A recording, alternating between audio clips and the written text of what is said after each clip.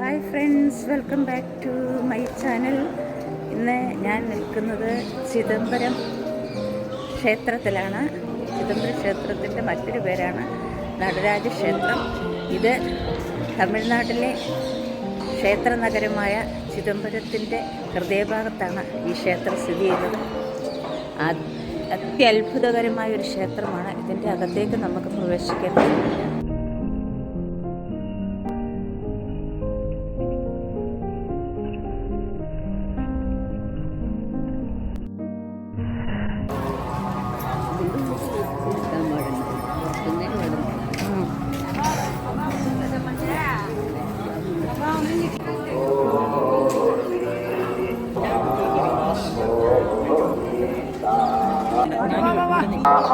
ഇത് ലോകത്തിലെ ഏറ്റവും പഴക്കം ചെന്ന ക്ഷേത്രങ്ങളിലൊന്നാണ്. അപ്പോൾ നമുക്ക് അതിൻ്റെ കാഴ്ചകളിലേക്ക്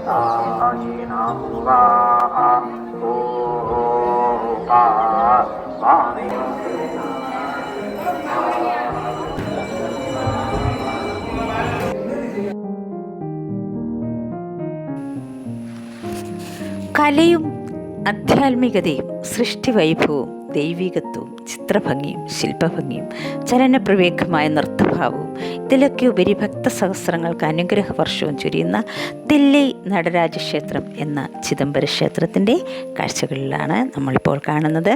ദില്ലി എന്നാൽ കണ്ടൽ മരങ്ങൾ. ഒരു കാലത്ത് ഇവിടെ മുഴുവൻ കണ്ടൽ മരങ്ങളായിരുന്നു. ചിദംബരം എന്ന വാക്കിൻ്റെ അർത്ഥം ചിത്ത് എന്നാൽ അറിവ്, മനസ്സ്, അമ്പരം എന്നാൽ ആകാശം.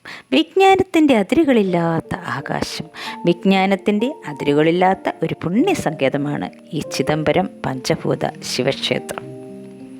ക്ഷേത്രത്തിൻ്റെ ഏറ്റവും വലിയ പ്രത്യേകത ഇവിടുത്തെ വിഗ്രഹം നൃത്തരൂപത്തിൽ നിൽക്കുന്ന ശിവഭഗവാനാണ്.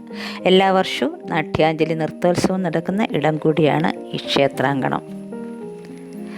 ഈ ക്ഷേത്രം അത്ഭുതങ്ങളുടെ ഒരു കലവറ തന്നെയാണ്. ശില്പശാസ്ത്രത്തിൻ്റെ കമനീയവും ഗംഭീരമായ ഒരു ഭാവമാണ് ഇവിടുത്തെ 4 ഗോപുരങ്ങളും. കിഴക്കേ ഗോപുരത്തിലൂടെ നമ്മൾ അകത്തേക്ക് കടന്നാൽ ശില്പകലയുടെ ഒരു സാഗരം തന്നെ നമുക്ക് കാണാം. ആയിരക്കണക്കിന് ശില്പങ്ങൾ, 7 നിലകളുള്ള ഗോപുരം, ഒറ്റക്കല്ലിൽ കൊത്തിവെച്ചിരിക്കുന്ന ഓരോ ശില്പങ്ങളും നമ്മെ അത്ഭുതപ്പെടുത്തുന്നു. കരിങ്കലിനെ കവിതയാക്കി നമ്മുടെ സംസ്കാരം ഉള്ളിലേക്ക് നടന്നാൽ അകത്ത് പ്രവേശിക്കാനുള്ള വാതിലാണ് ശില്പങ്ങൾ. പുറത്തെ പ്രദക്ഷിണ വഴി കമനീയമെന്നോ ഗംഭീരമെന്നോ എന്താണ് പറയേണ്ടതെന്നറിയില്ല. ഈ കാണുന്നതാണ് ക്ഷേത്രക്കുളം. കൽപ്പടവുകൾ, ചുറ്റും കൽപ്പടവുകളുള്ള അതിവിശാലമായ അതിമനോഹരമായ ക്ഷേത്രക്കുളം. തെക്കേ ഗോപുരം, പടിഞ്ഞാറേ ഗോപുരം, വടക്കേ ഗോപുരം, പ്രദക്ഷിണ വഴികൾ, ചെറിയ ചെറിയ ഗോപുരങ്ങൾ എല്ലാമുണ്ട് ഈ ക്ഷേത്രത്തിന്. നമ്മളെ അത്ഭുതപ്പെടുത്തുന്ന കാഴ്ചകളാണ് ഇവിടെ നമുക്ക് കാണാൻ കഴിയുന്നത്. അതിഗംഭീരം എന്ന് തന്നെ പറയാം. ക്ഷേത്രക്കുളത്തിൻ്റെ കൽപ്പടവുകളിലാണ് ഇപ്പോൾ ഞങ്ങൾ ഇരിക്കുന്നത്.